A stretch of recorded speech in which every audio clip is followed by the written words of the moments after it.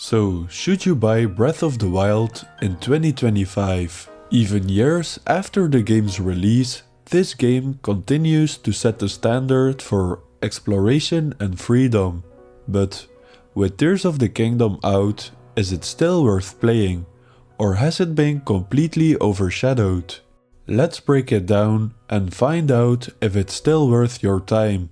Breath of the Wild redefined open-world gaming when it launched, setting a new standard for the freedom and exploration we see today. Even years later, its influence can be seen across the industry, inspiring everything from indie games to AAA blockbuster games. Despite being made in 2017, Breath of the Wild still holds up visually thanks to its timeless art style. The cel-shaded aesthetic, vibrant colors, and the dynamic lighting ensure that even with lower resolutions and less detailed textures, the game remains very stunning. However, when compared to some newer Switch titles, the hardware limitations are more than noticeable. Frame rate drops in areas like Korok Forest and occasional pop-ins remind us that the Switch was already underpowered at its launch. So for those looking to enhance the experience, you can emulate it on PC with some mods that can push it up to 4K and 60 FPS. But even without technical boosts, does the core gameplay still make it worth playing? Well, in my opinion, returning to Hyrule in 2025 still captures the same sense of adventure and discovery that made the game groundbreaking at launch. The world remains one of the most interactive and rewarding open worlds that's ever designed. Every hill invites curiosity, and every storm can be used to your own advantage. And the physics-based gameplay ensures that no two playthroughs feel the same.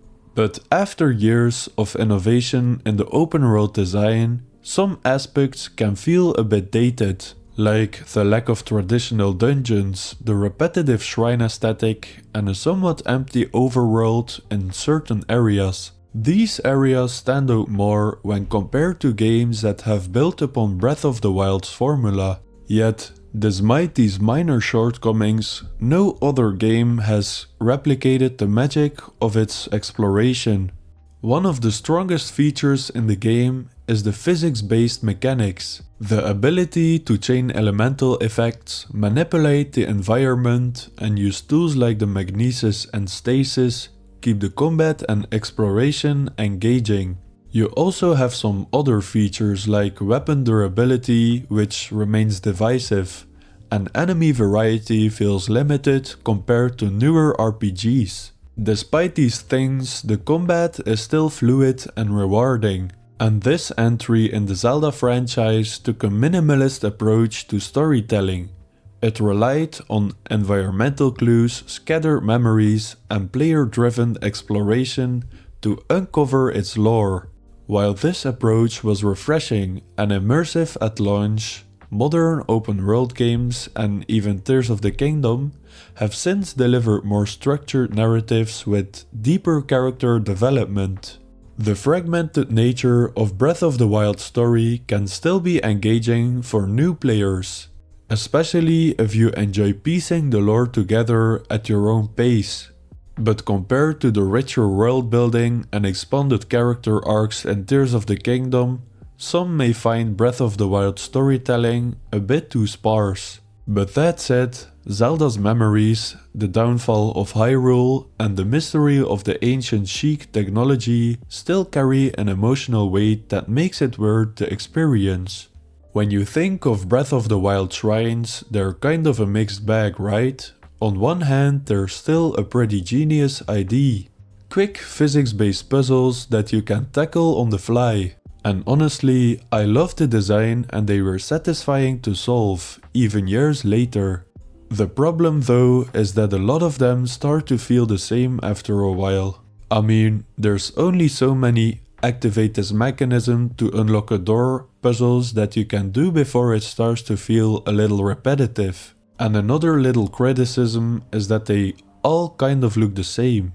And then you have the divine beasts. They were a cool idea, sure, but I think we can all agree they don't quite hit the same height as the classic Zelda dungeons. They are pretty short and lack the depth that you'd expect from something like Ocarina of Time or Twilight Princess.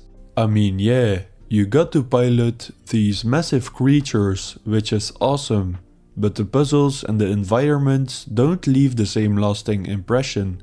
It's clear that Breath of the Wild was going for something new and different, but when you stack it up against past Zelda games, it kind of feels like they were just a stepping stone for something bigger. But still, it works in the context of Breath of the Wild. It's just not as memorable as I might have hoped. But the freedom you feel in Breath of the Wild is still incredible, even in 2025. It's the kind of game where you can start in one direction and hours later find yourself in a completely different area with a completely different goal. And suddenly you're taking down a Lionel or just climbing to the top of a mountain because you can. This lack of traditional progression like leveling up or following a strict questline really sets this game apart. You're free to carve your own path through Hyrule. And that's a huge part of what made it so revolutionary back in the days. So even now, it's still one of the best games for player creativity. The physics engine, the use of elements like fire and wind, and the countless ways to tackle your problems all keep the game feeling fresh, no matter how many times you've played it. It's hard to overstate just how much the game trusts you to figure things out on yourself. So should you just skip to Tears of the Kingdom or play Breath of the Wild first? When you look at both games, it's clear that each brings something unique to the table, but they also have their individual strengths and weaknesses. Well, Breath of the Wild still holds the crown for its pure, unstructured sense of freedom. The minimalist storytelling and open world design remain unmatched in its simplicity and depth, allowing you to experience the story at your own pace. And as I said, the physics-based mechanics and freedom of exploration still stands out as the foundation of the series. And on the other hand, Tears of the Kingdom improves on Breath of the Wild by adding layers to the world building and a more fleshed out narrative with a deeper sense of progression. The introduction of the Sky Islands and new abilities like fusion for weapons and objects really elevate this game. But I still think Breath of the Wild is the perfect introduction to the world of Hyrule. Both games complement each other well, so I would start with Breath of the Wild. And if you like it, you'll definitely love Tears of the Kingdom. For a new copy of Breath of the Wild, you'll probably pay around $50 to $60, which isn't too bad considering how timeless the game feels.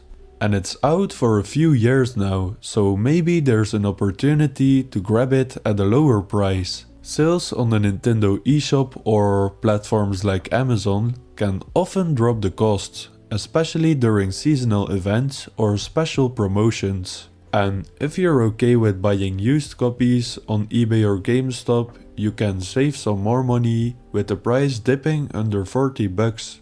So, is it worth the cost?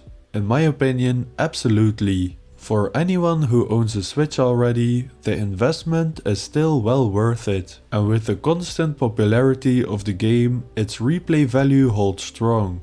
And you're likely to get your money's worth many times over. So in conclusion here, Breath of the Wild remains a standout game in the gaming landscape, even in 2025. Many games like Tears of the Kingdom have built on its foundation, and for good reason. While some aspects may feel a bit dated compared to newer games, its impact on the genre and the sheer scale of its open world are hard to ignore. So if you haven't played it yet, Breath of the Wild is absolutely worth the time. And if you're wondering whether you should play it over Tears of the Kingdom, well, it depends on what you're looking for. But it's still a must play for any fan of gaming's best adventures. Until next time, and thank you for watching.